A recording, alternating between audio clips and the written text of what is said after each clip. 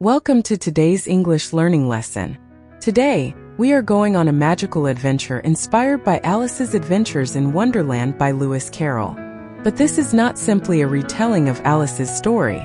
It is a new adventure filled with mystery, strange places, unexpected moments, and fascinating characters. As you listen, don't worry about understanding every single word. Focus on the story, the meaning, and the way the English is spoken. By the end of this lesson, you will have practiced listening, reading, pronunciation, and useful vocabulary, all through one exciting story. So, get comfortable, listen carefully, and let your imagination take you somewhere wonderful. Let's begin our adventure.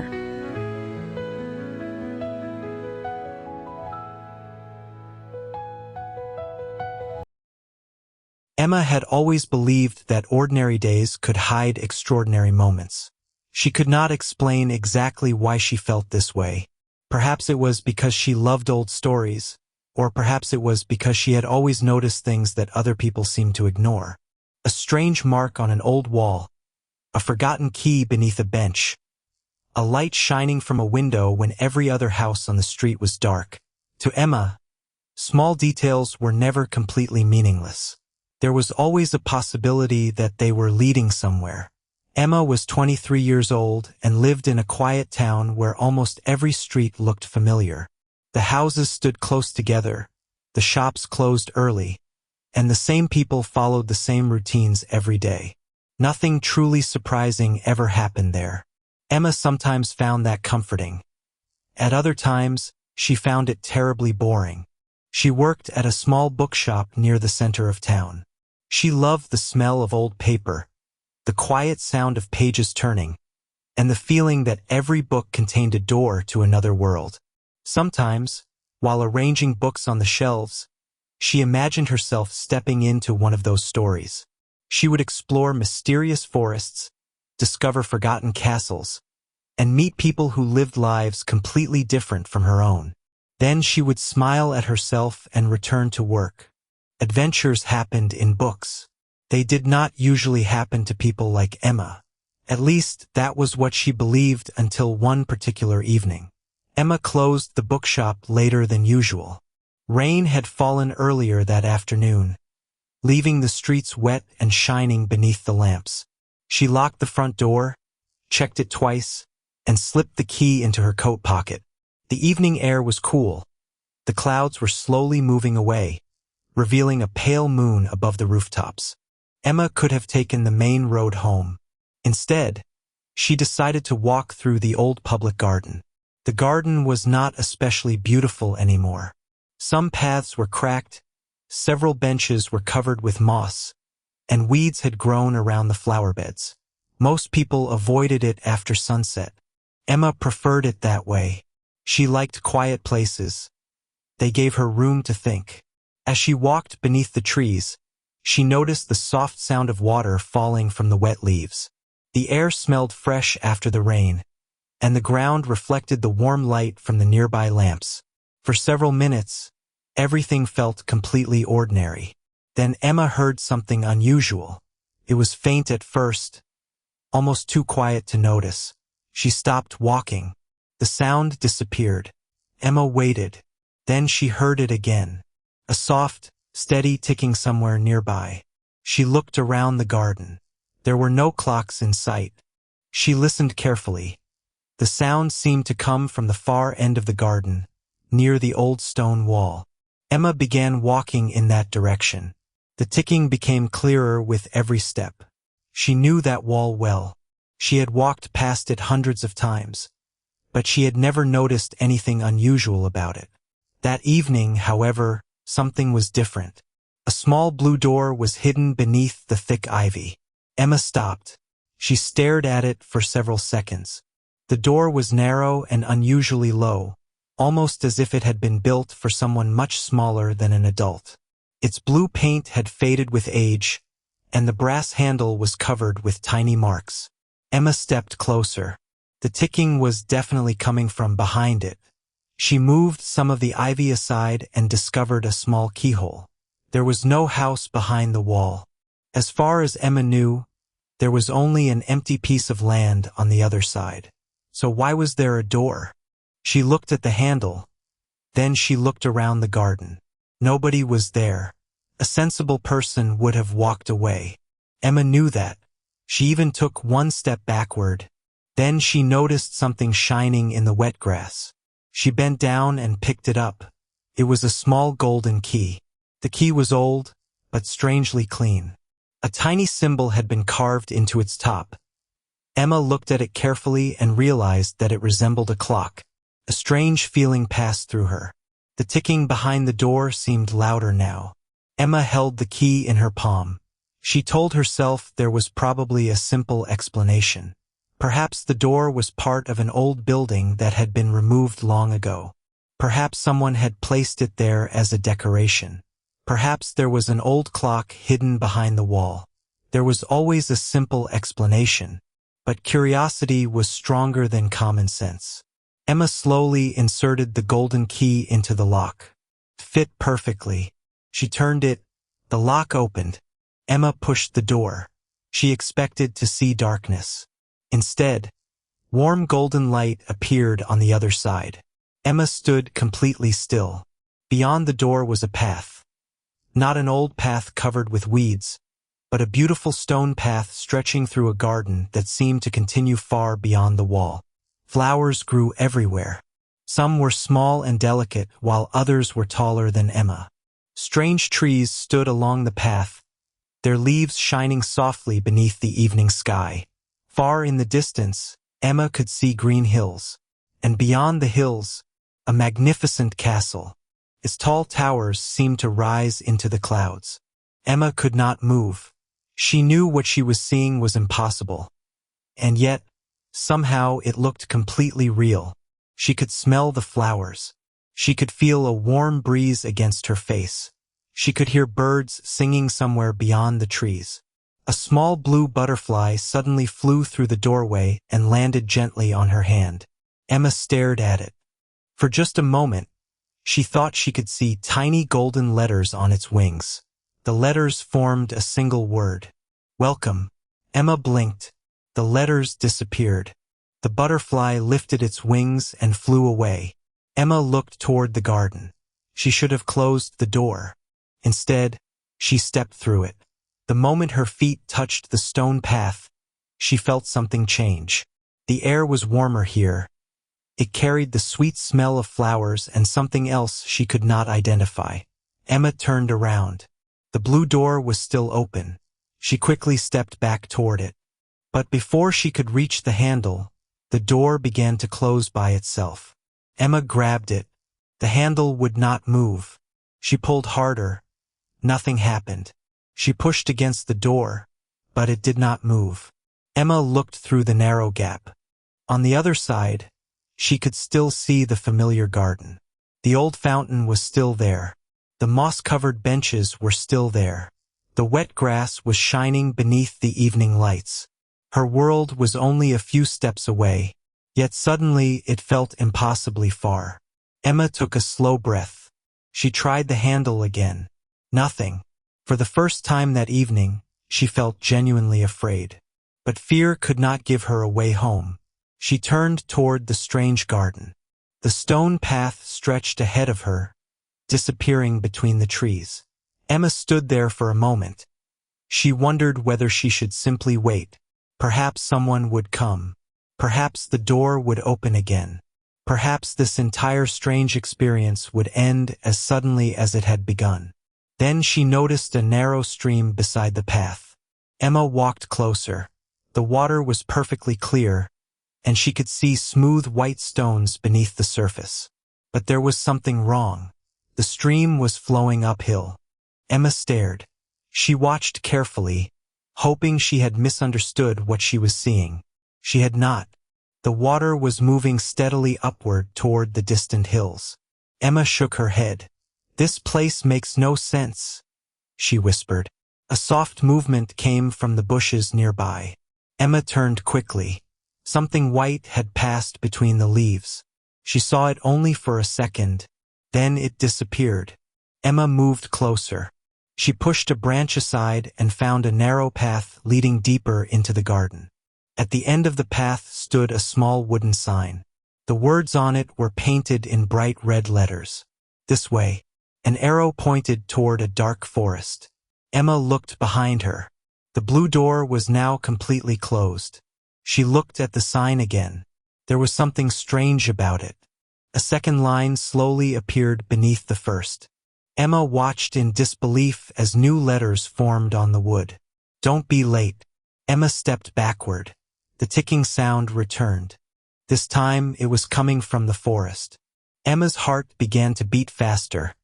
She looked toward the trees. Something moved between them. Then she saw it. A small white rabbit-like creature was standing beside one of the trees. It was wearing a dark green coat and holding a silver pocket watch.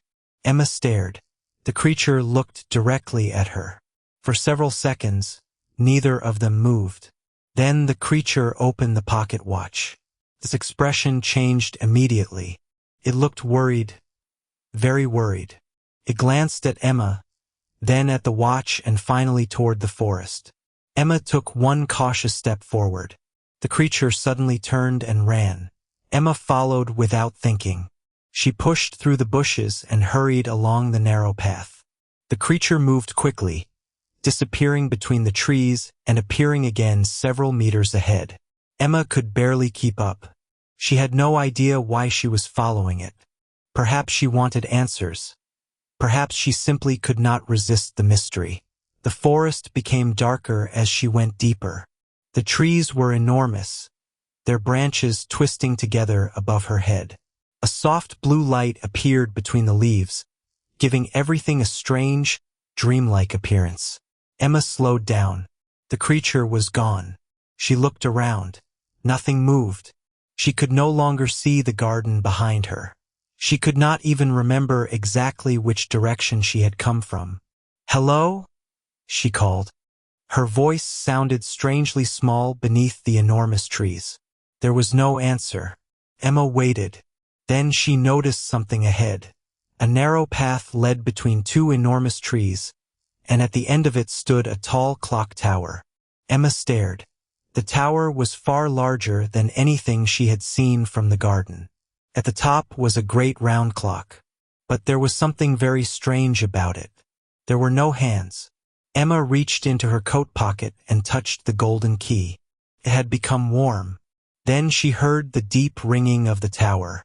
The sound traveled through the forest, and Emma felt it deep inside her chest. She counted carefully as the clock rang 12 times.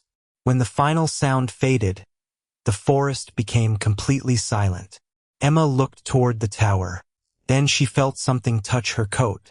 She turned. The white creature was standing beside her. This time it was not holding the silver watch. It was holding a small piece of paper. The creature placed the paper carefully in Emma's hand. Then it pointed toward the clock tower. Emma unfolded the paper. Only 6 words were written on it. "Find the clock before midnight." Emma looked at the creature. Before she could ask another question, it disappeared. There was no sound, no movement. One moment it was standing beside her. The next moment it was gone. Emma looked down at the message. Then she looked toward the distant tower. She had entered this strange world because she was curious. Now she had a much more serious reason to continue. She needed to find a way home. And somehow, she had a feeling that the clock tower held the answer. Emma took a deep breath. The forest ahead was dark, and the tower was far away. But the golden key in her hand was growing warmer with every passing second. She stepped onto the path. Then she began walking toward the clock tower, not knowing that the first real mystery of this strange world was only beginning. Emma followed the narrow path toward the clock tower, holding the golden key tightly in her hand. The forest seemed different now. A few minutes earlier, the trees had looked dark and frightening, but beneath the soft blue light filtering through the branches, they now seemed almost peaceful. Still, Emma could not shake the feeling that something was watching her. Every few steps, she glanced over her shoulder, but there was nothing behind her except the shadows of the trees and the faint mist resting above the ground. She looked at the message the white creature had given her. Find the clock before midnight. The words were simple, but they raised more questions than they answered. The clock tower clearly stood somewhere ahead, yet the great clock at its top had no hands. How could it tell when midnight was coming? And why had the strange creature been so frightened? Emma slipped the message back into her pocket and continued walking, hoping that the tower would provide some answers. After several minutes, the forest began to open, and Emma stepped into a garden unlike anything she had ever seen. Flowers covered the ground in every direction, some bright yellow, others deep purple, while a few seemed to change color whenever the breeze passed through their petals. Tall silver plants stood beside the path, their leaves shining like glass. In the center of the garden was a stone fountain, but even that was not normal. Instead of falling into the basin, the water rose gently into the air, floated upward for several seconds, and disappeared into a thin cloud of mist. Emma stood beside the fountain, watching it in disbelief. She had already accepted that this world did not follow the rules she knew, but seeing water flow upward made the strange reality even harder to understand. She smiled nervously and continued along the path. A little farther ahead, she found a wooden sign with 3 arrows. The first pointed toward the clock tower, the second said long way, and the third simply said not this way. Emma frowned at the strange instructions, but the first path appeared to lead directly toward the tower, so she chose it. For several minutes, everything seemed fine. Then Emma noticed something that made her stop. The clock tower was getting farther away. She looked back, then forward again. The tower had definitely moved, or perhaps the path had moved. Emma walked another few steps, hoping her eyes were playing a trick on her, but the tower became even smaller in the distance. She turned around and discovered that the path behind her had changed as well. The wooden sign was gone, the fountain had disappeared, and the trees now stood in completely different places. Emma felt a wave of fear, but she forced herself to remain calm. She chose another path and walked for several minutes, only to find herself standing beside the same strange fountain. The silver plants were there, the purple flowers were there, and the water was still floating upward. Emma stared at the fountain and slowly realized what was happening. The garden was not simply confusing her. It was changing around her. She reached into her coat and took out the golden key. The tiny clock symbol was glowing softly, almost like a small candle. Emma held it up and turned slowly in a circle. The light became brighter when she pointed toward the right side of the garden. "Well," she said quietly, "I suppose you know where you're going." With that, she followed the direction of the key. The path led her into a field of enormous flowers. Some were taller than Emma, and their wide petals moved gently as she passed. After a few moments, she realized that the flowers were not moving because of the wind. They were turning toward her. One flower leaned closer, then another, until dozens of them seemed to be watching her. Emma stopped and looked around nervously. "I'm not going to hurt you," she said. The flowers slowly turned away, as if they had accepted her answer, and Emma continued walking. She had gone only a short distance when a voice came from somewhere above her. "Are you sure about that?" Emma looked up quickly. Sitting on a low branch was a tiny man, no taller than her hand. He wore a brown coat, a red scarf, and round glasses that looked far too large for his face. He climbed down the tree with surprising confidence and landed neatly on the ground. Emma stared at him, unsure whether she should speak. The little man adjusted his glasses and studied her carefully. "You are not from here," he said. "How do you know?" Emma asked. He gave a small smile. "Because everyone from here knows where they are going, and everyone who is not from here asks too many questions." Emma almost laughed despite herself. "I have a lot of questions." The little man nodded. "I noticed." He introduced himself as Mr. Finch. When Emma told him her name, he surprised her by saying that he already knew it. Your name arrived before you did, he explained. Emma wanted to ask what that meant, but there were already too many strange things happening around her, so she decided to wait. Mr. Finch noticed the golden key in her hand, and his expression immediately changed. He asked where she had found it, and Emma told him everything about the blue door, the hidden key, and the strange world beyond it. When she finished, Mr. Finch became unusually quiet. That is not an ordinary key, he said at last. Emma looked at him. I had already guessed that. He nodded slowly. It belongs to the clock tower. Emma immediately thought about the strange clock without hands. Then why does the tower have no hands? She asked. Mr. Finch sighed. He explained that the clock tower had once controlled the movement of time throughout the entire world. Morning came when the clock moved, evening arrived when it moved again, and every living thing depended on it. But something had happened, and the clock had stopped. Since then, the world had begun to lose its balance. Paths moved from one place to another. Rivers flowed in the wrong direction. Flowers became confused. Some people forgot where they were going, while others simply disappeared. Emma remembered the words written on her key, "Follow what disappears," and suddenly the message seemed much more important. What happened to the clock? She asked. Mr. Finch looked toward the distant hills. No one knows for certain, but someone must know. There is one person who might. Emma waited. Her name is Mara. Mr. Finch pointed toward a distant hill, where a small house with a red roof stood among the trees. Emma could barely see it through the mist. She knows more about this world than anyone else, he continued. But she does not like visitors, and she does not give simple answers. Emma looked at the house. Then we should go to her. Mr. Finch gave her a tired look. You really don't know when to stop, do you? Not when I need answers. He sighed, then began walking toward the hill. As they crossed the garden, Mr. Finch explained one more thing.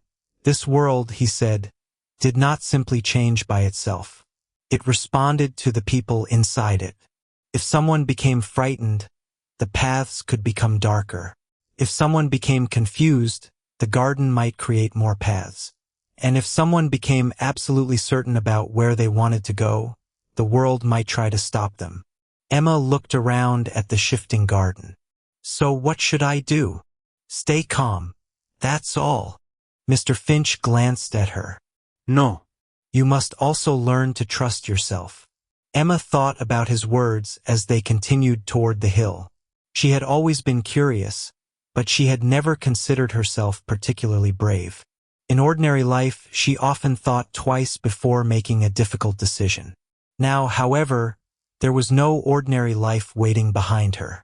The blue door was closed, and the only way home seemed to lead through this impossible world. They had almost reached the hill when the path suddenly divided into 4 directions. Emma stopped.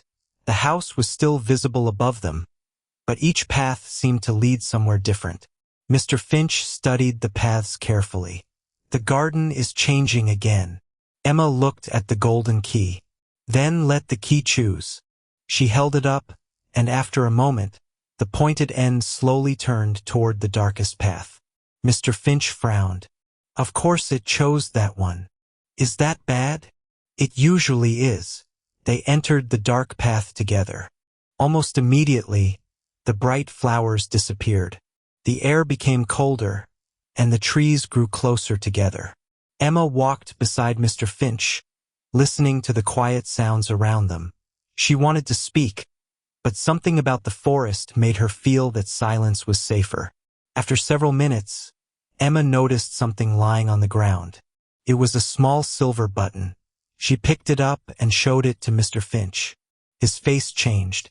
That belonged to someone who disappeared, he said. Who? A traveler named Oliver. Emma looked toward the trees. What happened to him? Mr. Finch hesitated. He entered this garden 3 weeks ago. He was looking for the clock tower, just like you. And he never found it? He found something else. Emma waited for him to continue. He found a path that should not have existed. Before Emma could ask what he meant, they heard a soft movement behind them. Both of them turned. Nothing was there. The movement came again, closer this time. Mr. Finch lowered his voice. "Keep walking." Emma did not argue. They continued along the path, a little faster now. Behind them, branches moved softly, following their progress through the trees. Emma wanted to look back, but she remembered Mr. Finch's warning and kept her eyes ahead. The golden key was glowing more brightly now. The path suddenly turned, and they stepped into a small clearing. The sound behind them stopped. Emma looked back. Nothing. Then she noticed something even stranger. The house with the red roof was no longer at the top of the hill. It was standing directly in front of them.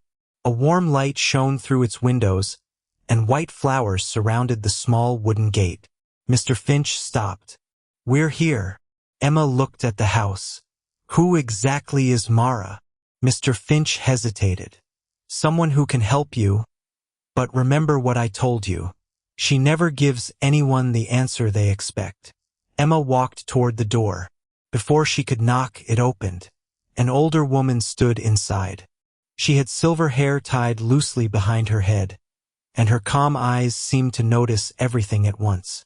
She looked first at Emma, then at the golden key. For several seconds, she said nothing. Finally, she smiled. "So," she said softly, "the door has chosen someone at last." Emma felt a chill move through her. "You know about the door?" Mara stepped aside. "Come in, Emma." Emma looked at Mr. Finch. He gave a small nod. She entered the house. Inside, everything was warm and peaceful. A fire burned quietly in the fireplace. Shelves were filled with old books, and dozens of clocks covered the walls. Some were large, some were tiny, and all of them showed different times. Emma looked around in amazement. Mara noticed her expression. "Do not try to understand the clocks," she said. "They have never agreed with one another." Emma smiled slightly. At least one thing in this world was beginning to make sense.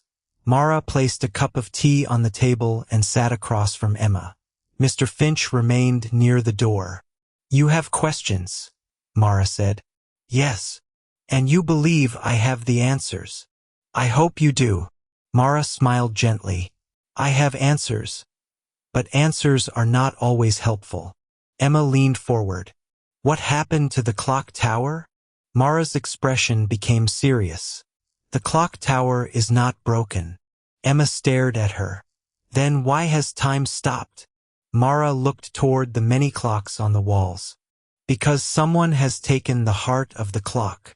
Emma felt the room grow strangely quiet. "The heart." Mara nodded. "Without it, the clock cannot move, and without the clock, this world cannot remain stable." Emma looked down at the golden key. "Can I get it back?" Mara did not answer immediately. Instead, she looked toward the window. Outside, the garden was slowly becoming darker. Finally, she said, "Yes. But before you can find the heart, you must discover why it was taken." Emma frowned. "Who took it?" Mara turned toward her. "That is the question you must answer." A distant bell sounded somewhere beyond the garden. Emma looked toward the window. Mara's voice became quieter. "Your journey has only just begun, Emma." Emma looked at the golden key resting in her hand. For the first time, she wondered whether she had really chosen to enter the blue door, or whether the door had been waiting for her all along. Emma remained inside Mara's house for several minutes after hearing about the missing heart of the clock. The fire was still burning quietly, and the many clocks on the walls continued to show different times, but something about the room had changed. The warmth no longer felt comforting. Every clock seemed to remind Emma that time was moving strangely in this world, and that somewhere beyond the walls, something important had gone terribly wrong. Mara opened the old green book again and turned to a faded drawing of the clock tower. The illustration showed the tower standing above a wide forest, with a golden heart glowing inside a chamber beneath it. Emma studied the picture carefully. The heart was almost identical to the symbol carved into her key. Mara explained that the heart had once kept the world's time in balance, but when it disappeared, the boundaries between places and moments had begun to weaken. That was why the garden changed without warning, why rivers could flow uphill, and why some people who entered the world never found their way out. Emma could not stop thinking about Oliver. She had already found his silver button in the garden, and now she wanted to know what had happened to him. Mara finally admitted that Oliver had been searching for the clock tower before he disappeared. He had discovered a path leading into the Valley of Echoes, a place that few people were willing to enter. According to Mara, the valley remembered everyone who had walked through it. Sometimes it remembered their voices, sometimes their footsteps, and sometimes even their deepest fears. Emma listened carefully as Mara described the valley. She did not make it sound like a dangerous place in the usual sense.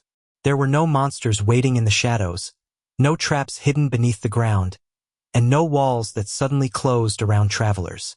The danger was much quieter. The valley could use a person's own memories against them. It could make someone hear a familiar voice, see a familiar face, or remember a place they desperately wanted to return to. If the traveler followed those memories too far, the valley could make it almost impossible to find the way back. Emma understood the danger immediately.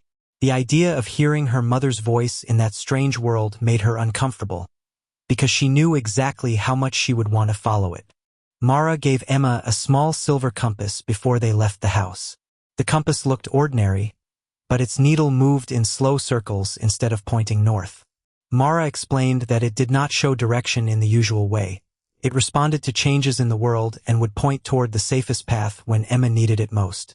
Emma slipped it into her coat beside the golden key, then followed Mara and Mr. Finch outside. The garden had changed again. The flowers that had once opened toward the sky were now closed, their petals folded tightly together as though they were sleeping. The silver plants had lost their strange glow, and a thin mist covered the ground. Even the path seemed different. Emma remembered walking through the garden earlier, but she could no longer recognize the places she had passed before. It felt as if the world had quietly rearranged itself while they were inside the house. They walked toward the far edge of the garden, where a narrow bridge crossed the stream. Emma noticed that the water was still flowing uphill, disappearing between the trees. As they crossed the bridge, she heard a faint whisper coming from somewhere nearby. It was too quiet to understand, but the sound seemed strangely familiar. Emma turned toward the trees, expecting to see someone watching them, yet there was nothing there. Mara did not stop. She simply continued across the bridge, and Emma followed. Beyond the garden, the land became rougher. The trees grew taller, the path became narrower, and the soft blue light gradually disappeared. They entered a forest where the branches blocked most of the sky. Emma could hear the sound of leaves moving overhead, but there was almost no wind. The silence between those small sounds made the forest feel unusually watchful. After some time, the silver compass in Emma's pocket became warm. She took it out and saw that the needle had stopped turning. It was pointing straight ahead. They followed it deeper into the forest. Eventually, the trees began to thin, and a wide valley appeared beyond them.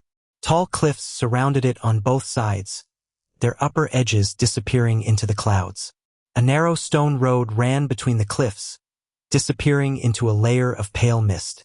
Mara stopped at the beginning of the road. This was the Valley of Echoes. Emma looked at the road and noticed hundreds of footprints in the dirt. Some were fresh, while others looked as though they had been there for years. There were footprints from boots, bare feet, small shoes, and strange shapes that Emma could not identify. Some appeared to enter the valley, but very few seemed to return. Mara warned Emma not to answer any voice she heard on the road. The valley, she explained, did not simply repeat sounds. It could remember people and use those memories to create voices. The more a person wanted to hear a particular voice, the more convincing the valley could make it. Emma nodded, although she was not sure she could remain calm if she heard someone she loved. They began walking. First, nothing happened. The valley was quiet, and Emma could hear only the soft sound of their footsteps against the stone. Then, after several minutes, A voice came from somewhere in the mist. It sounded like her mother. Emma stopped immediately. The voice was gentle and familiar.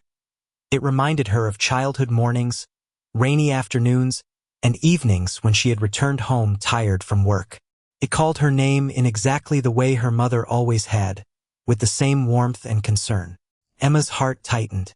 For one brief moment, she forgot where she was. She turned toward the mist, but Mara quietly placed a hand on her arm and reminded her that the voice was only an echo. Emma knew she was right, yet knowing the truth did not make the voice less painful to hear. It continued calling from somewhere ahead, telling her that she had been gone too long and that she should come home. Emma closed her eyes and took a slow breath. She reminded herself that her mother could not possibly be standing in this strange valley. The voice was using a memory, not speaking to her.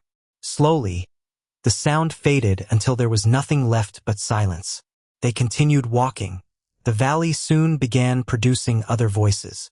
Emma heard fragments of conversations she did not recognize, laughter from distant places, and quiet crying that seemed to come from the rocks themselves. Mr. Finch occasionally looked around, as though he recognized some of the voices, but he never explained whose they were. Then Emma noticed strange markings carved into the stone walls. Some looked like names. Others looked like symbols. One of them caught her attention immediately. It was the same clock symbol that appeared on the golden key. Emma reached toward it, but Mara stopped her before her fingers touched the stone. She explained that the markings were not ordinary carvings. Each one represented a memory left behind by someone who had passed through the valley. Touching one could allow the memory to enter the mind of the person who touched it. Emma pulled her hand away. They continued deeper into the valley. The mist became thicker, and the road eventually narrowed between two high walls of stone. The silver compass remained pointed forward, although Emma could barely see more than a few steps ahead. She began to wonder whether they were getting closer to Oliver or simply walking deeper into another part of the mystery. Then the mist moved. A figure appeared in the distance. It was a man. He stood beside the road, holding a small silver pocket watch. Mara stopped. Emma immediately recognized him from the description she had been given. It was Oliver. He looked thinner than Emma had expected, and his clothes were covered with dust. His face showed signs of exhaustion, but he was clearly alive. He watched them approach without moving, as though he had been waiting for them. Emma felt a sudden sense of relief. Oliver had disappeared for weeks, yet somehow he had survived the valley. Mara approached him carefully. She asked where he had been, but Oliver did not answer immediately. Instead, he looked at Emma and then at the golden key in her hand. His expression changed.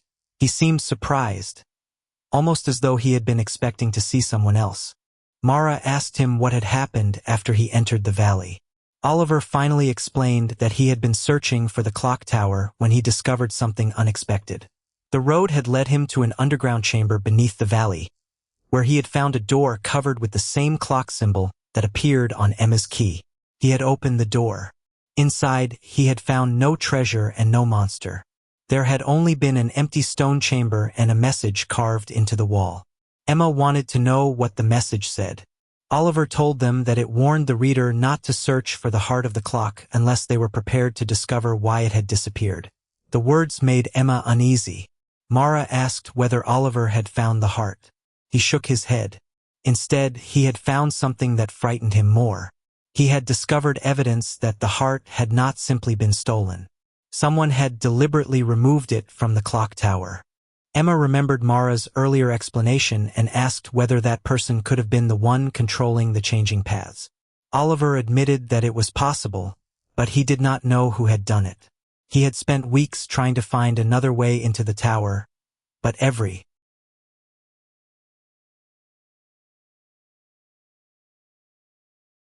By the time Emma and the others reached the surface, the sky above the forest had changed completely. A pale golden light had spread across the horizon, although Emma could not tell whether morning was arriving or whether the world was simply creating another false sunrise. The clock tower stood in the distance, and one of its enormous hands had moved since they entered the underground workshop. It was only a small movement, barely noticeable from where they stood. Yet it was enough to make Mara deeply concerned. For years, the tower had remained frozen. Now that it had begun moving again, there was no way of knowing what would happen next. Mara led them away from the abandoned workshop and toward a narrow trail that crossed the forest. She moved faster than before, and Emma noticed that she kept looking back toward the tower. Mr. Finch followed closely behind them, carrying the old green book beneath his coat.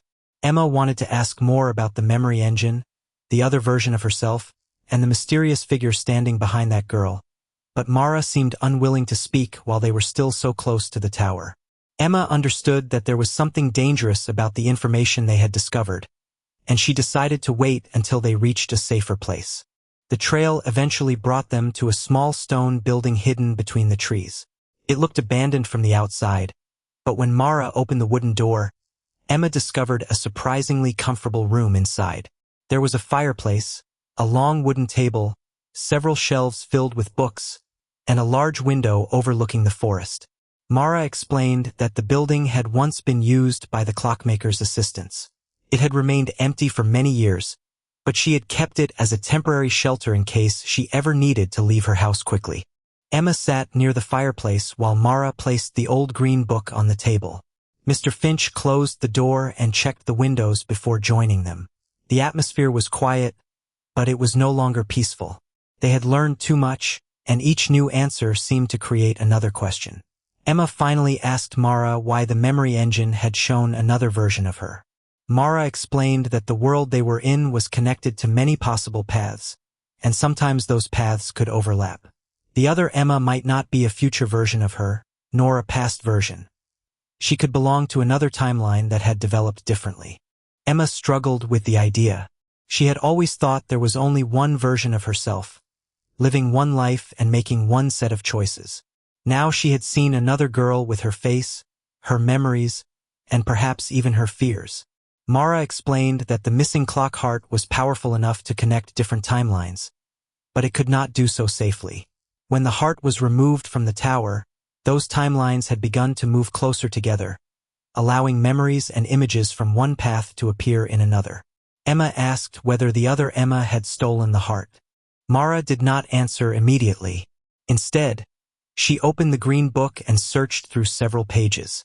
She eventually found a drawing showing two identical golden hearts connected by a thin line. The drawing was old, and the ink had faded, but the meaning was clear. According to Mara, the clock heart did not always exist as a single object. Under certain conditions, it could divide its power between different timelines. If one version of the heart was removed, another version might continue to exist somewhere else. Emma began to understand why the other girl had been holding the heart in the memory engine. Perhaps that girl had not stolen it from their world at all.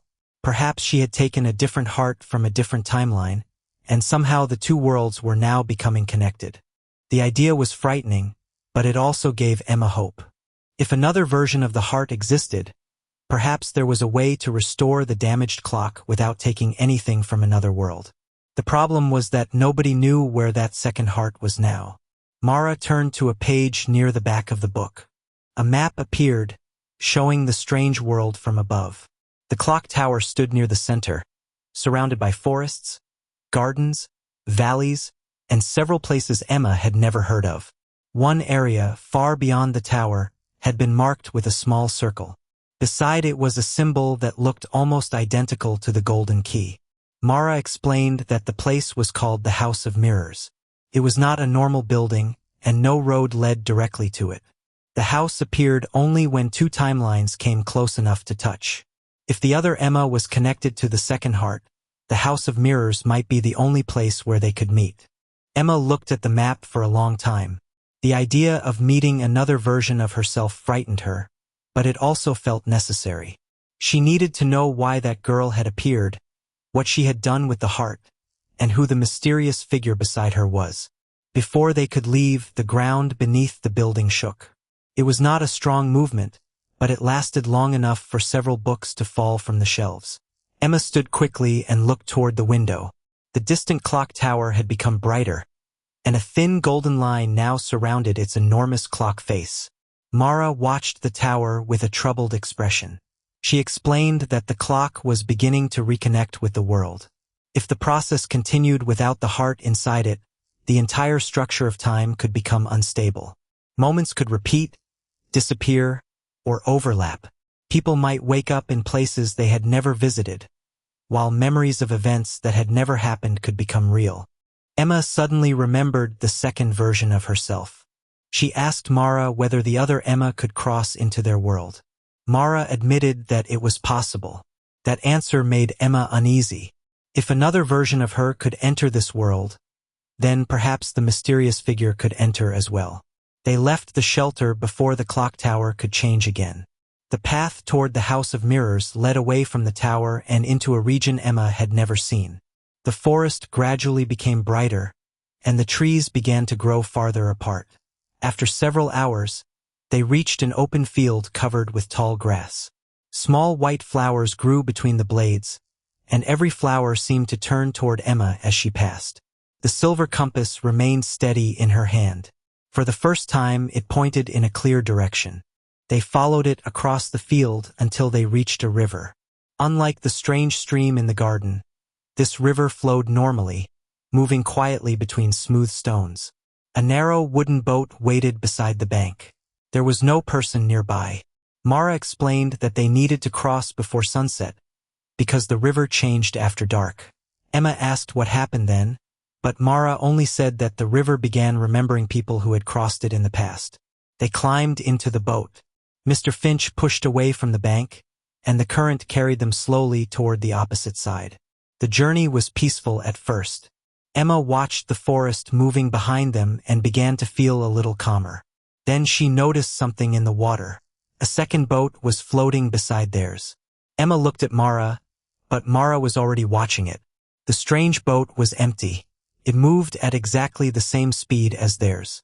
Emma could see another version of herself sitting inside it. The other Emma was looking down at the water. She slowly raised her head. Their eyes met. This time, the other girl did not smile. She looked frightened. Emma stood, but Mara immediately asked her to remain seated. The second boat continued beside them, silent and steady, until the river suddenly became covered with mist. When the mist cleared, the empty boat was gone. Emma remained unsettled for the rest of the journey. They reached the opposite bank just before the sun disappeared behind the trees. Beyond the river stood a large stone archway covered with climbing vines. The silver compass pointed directly through it. Mara explained that they had reached the boundary of the House of Mirrors. Emma expected to see a building beyond the arch, but there was only a wide empty field. They stepped through the arch. The moment Emma crossed, the world changed. The field disappeared. She found herself standing inside a long hallway. Mirrors covered both sides of the walls, reaching from the floor to the ceiling. Some were ordinary, reflecting Emma exactly as she appeared. Others showed her standing in different places. In one mirror, she was walking through the garden. In another, she was sitting inside Mara's house. In another, she was standing beside the clock tower. The mirrors were not reflecting the present. They were showing different possibilities. Emma walked slowly between them, trying not to look too closely. Every reflection made her wonder about a choice she had not made or a path she had never taken. In one mirror, she had never entered the blue door. In another, she had entered it years earlier. In one, she was alone. In another, she was standing beside people she had never met. Then she saw the other Emma again. She was standing at the end of the hallway. This time, there was no mirror between them. Emma stopped. The other girl looked exactly like her, but she appeared older and more tired. She wore a dark coat and carried the golden heart in both hands. Mara and Mr. Finch remained behind Emma. The other Emma did not speak. Instead, she slowly placed the heart on a stone table. Then she pointed toward the mirror beside her. Emma looked into it. The mysterious figure was there. It was the same person Emma had seen standing behind the other Emma in the memory engine. But now the face was visible. Emma recognized it. It was Elias, the clockmaker. He looked much older than he had in the memory, but there was no doubt that it was him. Emma turned toward Mara. Mara looked shocked. She admitted that Elias had not disappeared after all. He had been moving between timelines, trying to repair the damage caused by the heart. The mysterious figure had been searching for the other Emma because she had found the second heart. Emma looked back at the other girl. Suddenly, the girl placed one hand against the mirror. Emma raised her own hand. Their palms touched the glass from opposite sides. A wave of warmth moved through Emma's body. For one brief moment, memories flooded into her mind. She saw the other Emma standing beneath the clock tower. She saw Elias explaining that the heart had to be divided. She saw the blue door opening. She saw a terrible storm spreading through the strange world. She saw the other Emma running with the heart, trying to protect it from Elias. Then she saw something that made her heart stop. She saw herself, not the other Emma, her own reflection, standing in the same place holding the heart. The memory changed again. The clock tower was restored. The garden was peaceful. The blue door was closed. Everything seemed perfect. But the other Emma was gone. Emma pulled her hand away from the mirror. The vision disappeared. Mara rushed toward her, asking what she had seen, but Emma could barely speak. She finally explained that the other Emma had not been trying to destroy the clock. She had been trying to protect the heart from Elias. Mara looked toward the end of the hallway. The other Emma was gone. Only the golden heart remained on the stone table. Then a deep sound echoed through the house of mirrors. The mirrors began to crack. One after another, the reflections disappeared. Mara immediately told them that they had to leave. Emma looked at the heart. She understood that this was the object they had been searching for, yet she also knew they could not simply take it. The other Emma had protected it for a reason, and the vision had shown Emma something even more troubling. Restoring the clock might require a choice that could change the fate of both timelines. They ran toward the entrance as the mirrors continued breaking around them. Behind them, the hallway seemed to stretch longer and longer, making the exit appear farther away. Emma held the golden key tightly while Mara carried the old book, and Mr. Finch struggled to keep up. Just before they reached the archway, Emma heard footsteps behind them. She turned. Elias was standing at the far end of the hall. He was watching her calmly. For the first time, Emma understood that he had not been trying to find the heart alone. He had been waiting for her to find it. And as the house of mirrors began to disappear around them, Emma realized that the greatest danger was no longer the broken clock or the missing heart. The real danger was the choice that was waiting for her when she finally reached the tower. Emma, Mara, and Mr. Finch escaped the house of mirrors just before the last reflection disappeared. They stumbled through the stone archway and found themselves standing in the same field where they had entered, but the world around them no longer looked the same. The sky had turned a deep violet, and the distant clock tower was shining with a pale golden light. Every few seconds, the light became brighter, then faded again, as if the tower were breathing. Emma held the golden key tightly while Mara carried the book and Mr. Finch watched the forest behind them, expecting Elias to appear at any moment. The golden heart was no longer in the house of mirrors. Emma had not taken it, yet she could still feel its presence somewhere nearby, almost as if it were connected to the key in her hand. Mara explained that the heart had probably returned to the timeline from which it had come, but the contact between the two versions had changed something. The boundary between the worlds was becoming thinner, and the clock tower was now responding to both hearts at once. They had very little time. Mara led them toward the tower using a hidden path that ran beneath the trees. Unlike the earlier paths, this one remained completely still. It did not move or change direction, and the silver compass stayed fixed ahead. Emma began to understand why Mara had kept this route secret. It was one of the original roads created by Elias, designed specifically to remain stable even when the rest of the world was affected by changes in time. As they walked, Emma noticed that the forest was becoming strangely quiet. There were no birds, no insects, and almost no wind. Even their footsteps seemed softer than before. It felt as though the entire world was waiting for something to happen. Eventually, the trees opened, and the clock tower stood directly ahead of them. Emma had seen it many times from a distance, but standing beneath it was completely different. The tower was enormous, built from dark stone that seemed almost black beneath the night sky. Its clock face covered most of the upper wall, and the hands were now moving slowly. They had moved only a few minutes since the tower restarted, yet Emma could feel that every movement was affecting the world around them. The enormous doors at the base of the tower were open. Mara stopped before entering.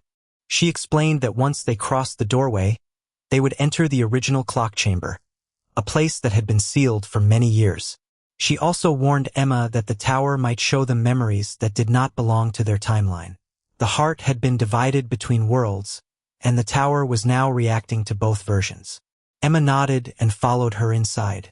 The entrance hall was much larger than Emma had expected. Stone stairs curved upward along the walls, while enormous gears turned slowly behind metal panels. Some were moving forward, others backward, and several were completely still. The sound of the machinery filled the tower, but instead of creating a steady rhythm, it produced a strange mixture of movements that seemed to belong to different moments. Mara led them toward the center of the hall. There was a circular platform in the floor. At its center was a golden keyhole. Emma understood immediately. She placed the key inside. The entire tower responded. A deep vibration moved through the floor, and the gears above them began turning faster. Light spread through the cracks between the stones, forming thin golden lines that traveled toward the walls. One by one, the clocks throughout the tower began moving. For a few seconds, everything seemed to be working again. Then the tower shook violently. Emma lost her balance and fell against Mara. The golden lines disappeared. A voice echoed through the chamber. It was Elias. He explained that Emma had reached the tower exactly as he had expected, but the clock could not be restored simply by returning the heart. The two timelines had already become connected, and one heart could not safely control both. Mara told Emma that Elias was trying to manipulate them, but his voice continued to fill the tower. He explained that there was only one way to repair the clock.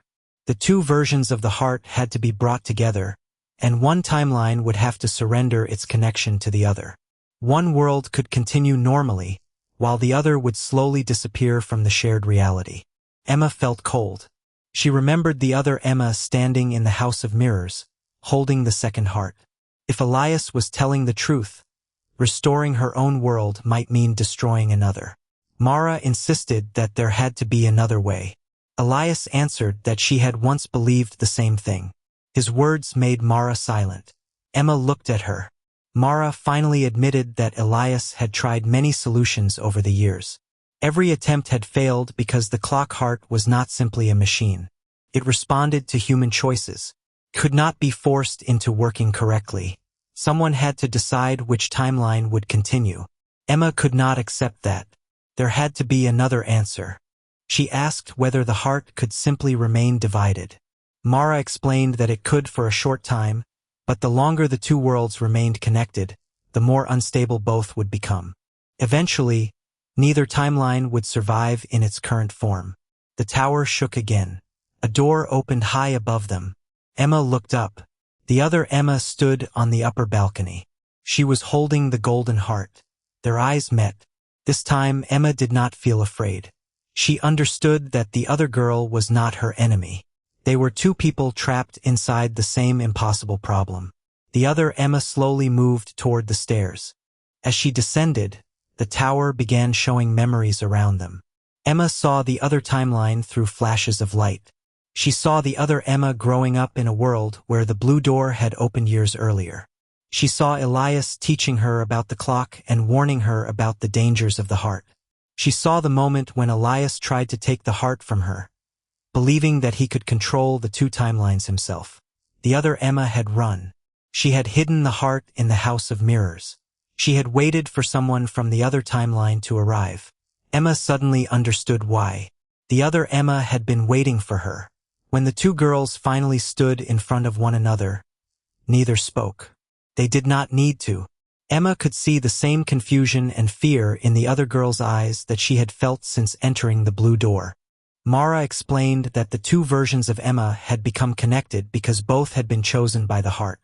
The heart had recognized them as belonging to the same story, even though they lived in different timelines. The answer was beginning to appear. Maybe the heart did not need to choose between them. Maybe it needed both of them. Emma looked at the two hearts. One was in her key, hidden within its golden light. The other rested in the hands of the girl standing before her. They were not identical. One was brighter, the other was darker, yet both carried the same symbol. Emma remembered the memory engine. She remembered the image of herself holding the heart. She finally understood what it meant. The heart was not showing her a future she had to follow. It was showing her a choice she had the power to change. Emma stepped toward the other girl. Mara watched carefully. The two versions of Emma held their hands toward one another. The hearts began to glow. The tower trembled.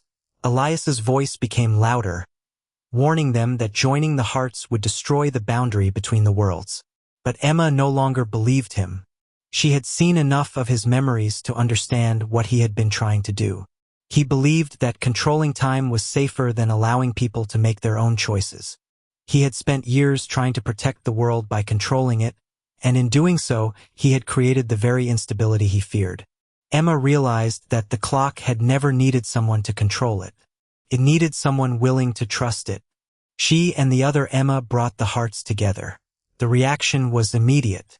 A wave of golden light spread through the tower. Every gear stopped. Then, one by one, they began moving in the correct direction. The clock hands above them turned. Once, twice, then faster.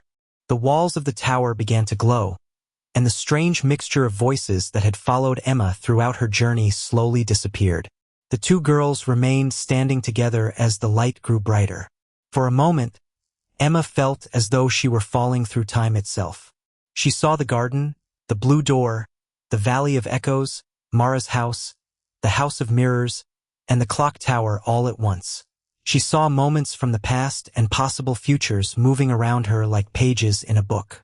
Then she saw something that made everything clear. The blue door had never been a doorway into a completely separate world. It had been a bridge. The two timelines had always been connected, but the clock heart had kept them apart. When the heart was removed, the bridge became unstable, and the worlds began leaking into one another. The solution was not to destroy one timeline. It was to restore the connection correctly. Emma understood what she needed to do. She reached for the golden key and placed it into the center of the two hearts. The key began to change. Its metal softened into light, flowing between the hearts like a thin golden thread. The other Emma understood what was happening and placed her hand over it. Together, they guided the hearts into the center of the clock mechanism. The entire tower became silent. Then the great clock above them struck midnight. The sound traveled across the entire world. Emma felt the ground beneath her become still. For the first time since entering the strange world, nothing was changing. The paths remained in place. The river flowed in the correct direction. The flowers opened beneath the night sky. The clocks throughout the tower showed the same time. Time had been restored.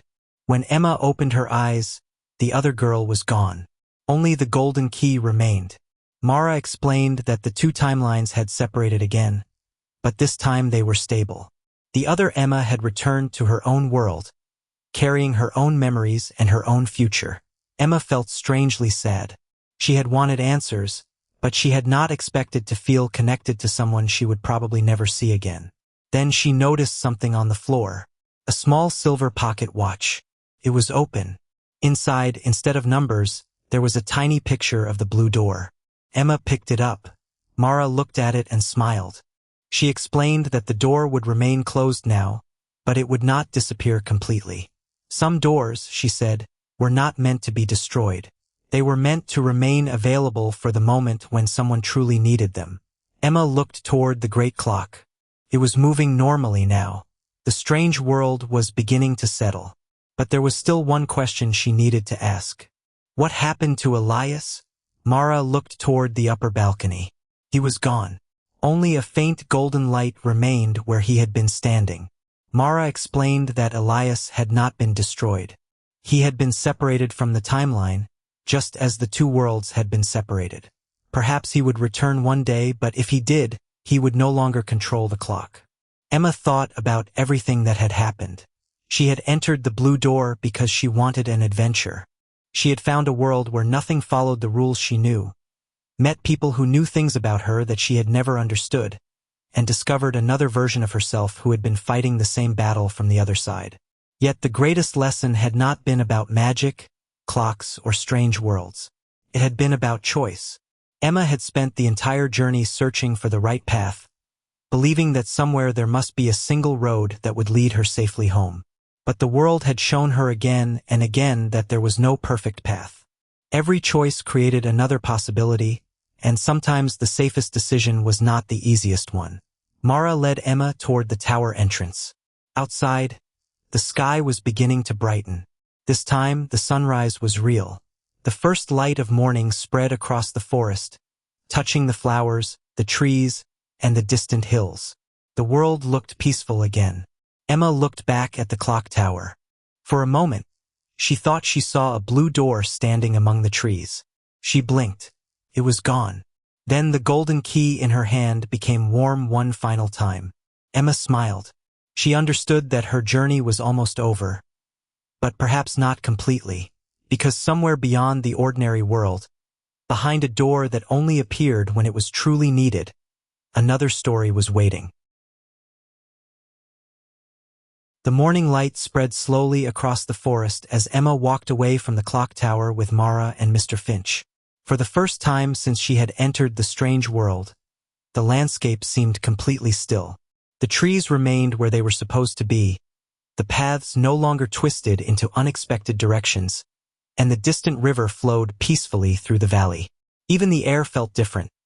There was no strange pressure around Emma, no whispering voices hiding inside the mist, and no sense that the world was waiting for her to make another impossible choice. Mara explained that restoring the clock had not erased the strange world or changed what had happened. It had simply returned everything to its proper place.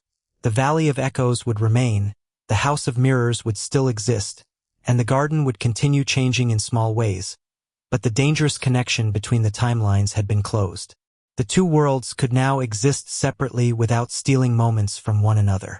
Emma listened carefully, realizing that she had expected the ending to be more dramatic, but perhaps this quietness was the real sign that everything had finally returned to normal. They walked for several hours until the forest gradually became familiar. Emma recognized the silver plants from the garden, then the stone fountain where the water had once floated upward, and finally the wooden sign with its 3 strange arrows. This time, the sign pointed clearly toward the blue door. Emma smiled when she saw it. Earlier, the garden had seemed impossible to understand, but now every part of it felt like a memory from a dream she was slowly waking from. Mr. Finch walked beside her and seemed unusually cheerful. He explained that the garden would probably remain confused for a few days while the world adjusted to the restored clock, but eventually the paths would settle. Emma asked whether he would miss the strange adventures once everything became ordinary again. He laughed softly and admitted that ordinary life had never been particularly interesting to him, although he suspected that after everything they had experienced, he might appreciate a quiet afternoon more than he once had. Mara remained quiet as they approached the blue door. Emma noticed that the older woman seemed thoughtful, almost sad. She asked whether she would ever see her again, and Mara admitted that the answer depended on the door. If Emma returned to her world and lived normally, they might never meet again. But if the door opened again, Mara believed that Emma would know when the time was right. Emma did not like the idea of saying goodbye. She had known Mara for only a short time, yet the woman had become an important part of her journey. Mara had hidden things from her, frightened her with warnings, and sometimes refused to answer the simplest questions, but Emma now understood why. Mara had never wanted to control her choices. She had simply wanted Emma to discover the answers herself. Before Emma left, Mara gave her the small silver pocket watch she had found in the clock tower. She explained that it no longer controlled anything. It was only a reminder of the journey and of the other Emma who had helped restore the balance between the worlds. Emma placed it carefully inside her coat and thanked Mara. The blue door stood a few steps away. Emma looked at it for a long time. She remembered the first moment she had seen it in the old garden. when curiosity had pulled her toward it even though every sensible part of her mind had told her to stay away. She remembered the strange forest, the changing garden, the valley of echoes, the house of mirrors, and the enormous clock tower. She remembered being frightened, confused, and sometimes completely lost. But she also remembered how those moments had changed her. Before entering the door, Emma had often waited for someone else to tell her what to do. She had been afraid of making the wrong choice, and because of that fear, she sometimes avoided making any choice at all. The strange world had forced her to change. It had shown her that there was no perfect map for life, and that sometimes the only way forward was to trust herself and take the next step. She placed her hand on the door. The blue surface felt warm. Emma looked back at Mara and Mr. Finch one final time, then opened it. The familiar street appeared on the other side. Everything looked exactly as it had before she entered the garden. The houses stood beneath the early morning sky, a few windows were beginning to light up, and the quiet road stretched toward the town. Emma stepped through the doorway. The moment her feet touched the pavement, the blue door disappeared behind her. She turned quickly. There was nothing there, only the old garden wall. Emma stood completely still. Had she really been gone? She looked at her watch. Only a few minutes had passed. That discovery frightened her more than she expected. She had experienced what felt like several days of adventure. Yet in her own world, almost no time had passed at all. She wondered whether anyone would believe her if she told them. Then she noticed the silver pocket watch in her hand. It was still there. That was enough. Emma walked home. The town looked exactly as she remembered it, yet everything seemed slightly brighter. The bakery smelled of fresh bread. People were beginning their morning routines, and somewhere nearby a bicycle bell rang. These were ordinary things, but after everything she had seen, they felt extraordinary. When Emma reached her house, she stopped outside for a moment. She could hear movement inside. Her mother was awake. Emma opened the door. Her mother looked surprised to see her so early, then immediately began asking where she had been. Emma smiled and explained that she had taken a long walk through the old garden and lost track of time. It was not exactly the truth, but it was not completely false either. Her mother looked at her carefully and noticed something different. Emma could not explain what had changed. Perhaps it was the way she stood. Perhaps it was the calmness in her expression. Or perhaps it was simply the fact that she no longer looked like someone waiting for life to begin. She had discovered that life was already happening. Later that morning, Emma returned to the bookshop.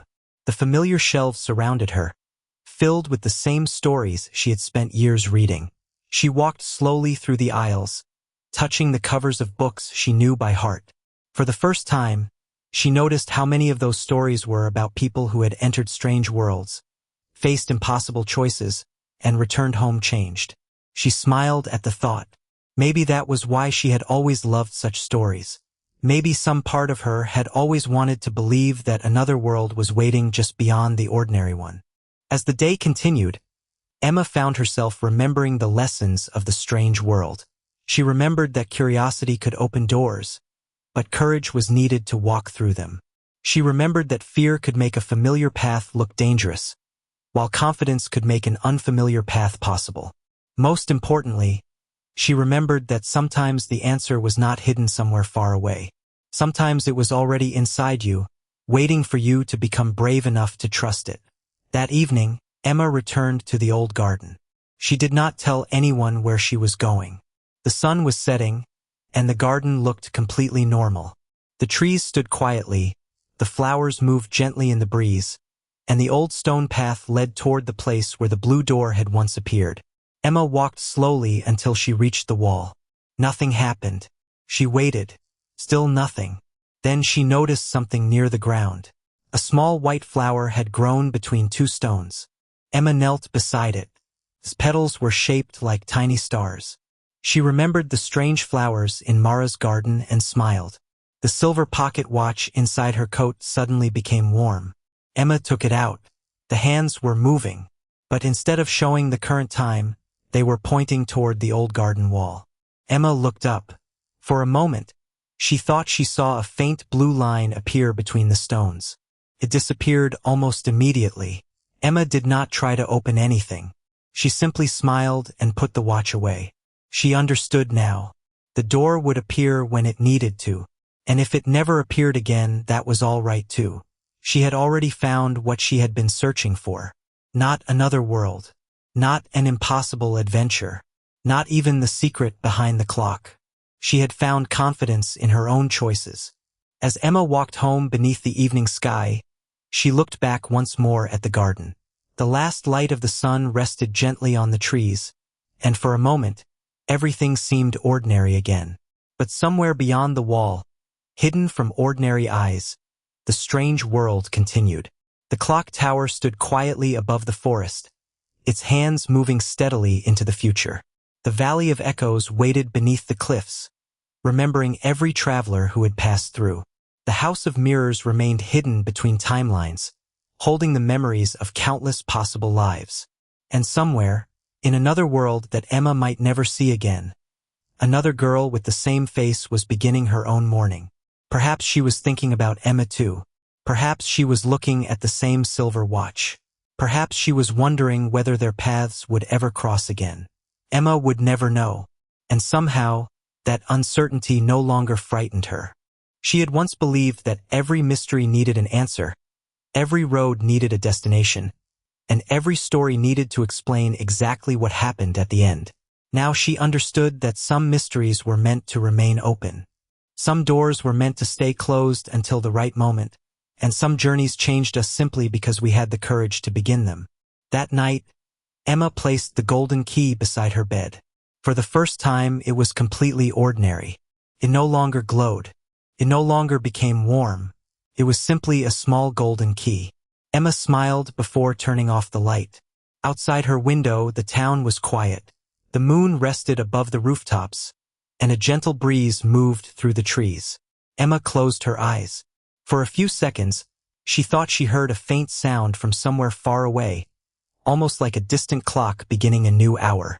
She opened her eyes. The sound was gone. Emma smiled again and closed them. This time, she did not wonder whether it had been real. She simply let the moment pass, because she had finally learned that not every mystery needed to be solved, and not every door needed to be opened. Sometimes, it was enough to know that somewhere beyond the ordinary world, possibilities were waiting. And sometimes, the greatest adventure was simply having the courage to return home as a different person. Congratulations! You have completed the entire story. You followed Emma through the mysterious blue door, discovered a strange world filled with changing paths and hidden memories, met Mara and Mr. Finch, entered the Valley of Echoes, and finally uncovered the secret of the clock tower. But the most important part of the journey was not the magic, the mystery, or even the golden heart. It was Emma's courage to make her own choices. Now, the story becomes your English practice.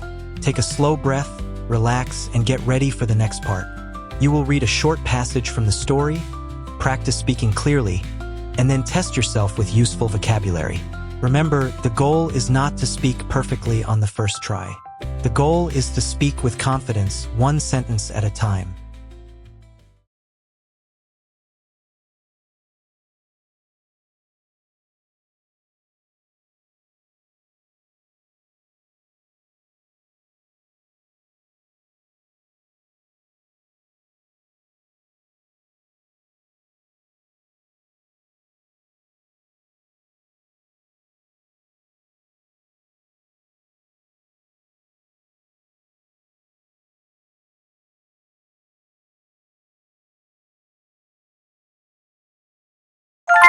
Good job!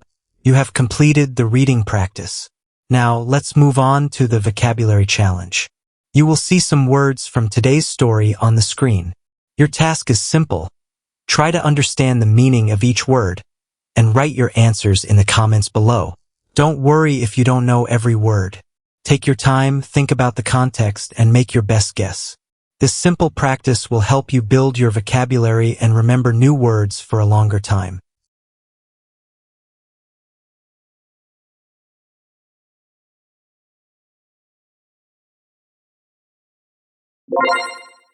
Thank you for learning with me today.